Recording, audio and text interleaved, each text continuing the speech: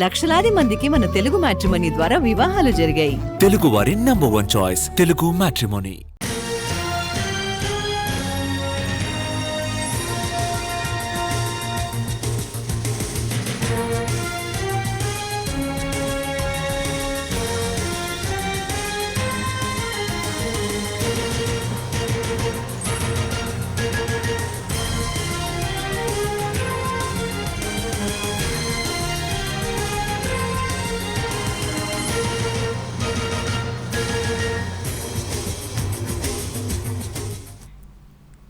Drugs పై ఉక్కుపాదం మోపాలని తెలుగు రాష్ట్రాలు డిసైడ్ అయ్యాయి. డ్రగ్స్ పై యుద్ధం ప్రకటిస్తున్నామని ఏపీ చంద్రబాబు అన్నారు.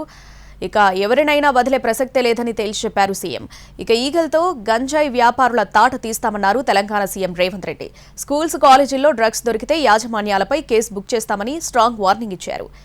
సినిమా వాళ్ళెవరైనా డ్రగ్స్ సేవించారని తేలితే బ్యాన్ విధిస్తామని టాలీవుడ్ పెద్దలు హెచ్చరించారు. తెలుగు రాష్ట్రాల్లో ఇంటర్నేషనల్ యాంటీ డ్రగ్స్ డే జరిగింది. మత్తు పదార్థాలని కంట్రోల్ చేసేందుకు కఠిన చర్యలు తీసుకోవాలని నిర్ణయించాయి. గుంటూరులో యాంటీ నార్కోటిక్ వాకథాన్ను సీఎం చంద్రబాబు ప్రారంభించారు. అమరావతి రోడ్లోని ఫీవర్ ఆసుపత్రి నుంచి చిల్లీస్ జంక్షన్ వరకు నిర్వహించిన వాకథాన్ ప్రదర్శనలో సీఎం పాల్గొన్నారు. గుంటూరులో యాంటీ నార్కోటిక్ వాకథాన్ను గంజాయి డ్రగ్స్ పై యుద్ధం ప్రకటిస్తున్నామన్నారు సీఎం చంద్రబాబు. ఎవరైనా అడ్డు వస్తే తొక్కుకుంటూ వెళ్లడం తప్ప ఎవ్వరినీ వదిలిపెట్టమన్నారు. గంజాయి పైన డ్రగ్ పైన యుద్ధాన్ని ప్రకటిస్తున్నా. ఎవరైనా అడ్డం వస్తే తొక్కుకుంటా పోవడం తప్ప ఎవరిని వదిలిపెట్టం. ఈ విషయంలో రాజకీయ ముసుగేసుకుంటే అడ్డంగా రాజకీయ ముసుగు తీసి గంజాయి బ్యాచ్కి సహకరించిన వాళ్ళని ఎట్లా ట్రీట్ చేయాలనో ట్రీట్ చేసి ప్రజలకు సేఫ్టీ ఇచ్చే బాధ్యత నాదని మరొకసారి మీ అందరికీ హామీ ఇస్తున్నా. నార్కోటిక్స్ బ్యూరో ఆధ్వర్యంలో హైదరాబాద్ శిల్పకళా వేదికలో international day against drug abuse కార్యక్రమానికి ముఖ్య అతిథిగా హాజరయ్యారు సీఎం రేవంత్. ఇకపై తెలంగాణ నార్కోటిక్ బ్యూరోను ఈగల్గా పిలుస్తామన్నారు సీఎం రేవంత్. రాష్ట్రంలో ఎక్కడ గంజాయి పండించినా ఈగల్ టీం పట్టుకుంటుందన్నారు. స్కూల్స్ కాలేజీల్లో డ్రగ్స్ ఆనవాళ్లు దొరికితే యాజమాన్యంపై కూడా కేసులు పెడతామన్నారు సీఎం రేవంత్. ఫీజులు తీసుకోవడమే కాదు, వాళ్ళు ఏం చేస్తున్నారో చూసుకునే బాధ్యత కూడా వారిదే అన్నారు. డ్రగ్స్ ఎన్ఫోర్స్మెంట్ లాని చేయడానికి ఈగల్ అనే ఒక ఆర్గనైజేషన్ని క్రియేట్ చేస్తున్నాం. ఈగల్ అంటే elite action group for drugs law enforcement. ఈ రోజు నుంచి ఈ ఆర్గనైజేషన్ పనిచేస్తుంది.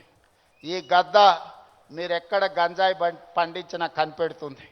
తెలంగాణ నుంచి డ్రగ్స్ను తరిమి కొడదామని సినీ సెలబ్రిటీలు పిలుపునిచ్చారు.